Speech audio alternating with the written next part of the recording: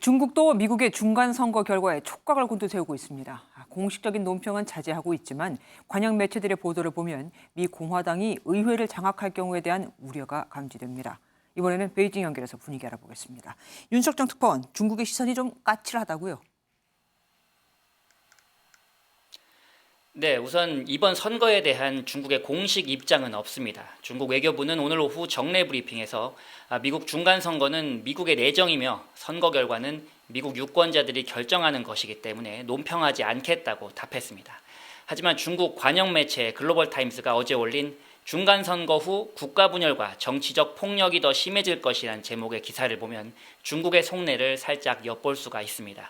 기사엔 공화당이 승리하면 의회와 행정부가 대립하면서 미국의 정치 양극화가 심해질 것, 또 정치적인 혼란으로 낸시 펠로시 하원의장 남편 피습 사건처럼 사람들이 제도권 밖에서 폭력적인 수단을 선택할 수 있다고 썼습니다.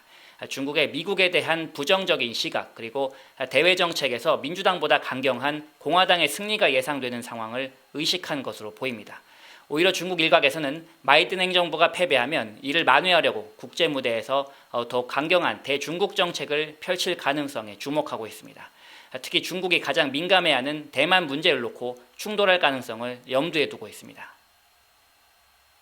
从台湾进行任何形式的官方往来，坚决反对侵犯中国主权和领土完整的任何行为，坚决反对 背离国际社会普遍共识和国际关系基本准则的任何行径。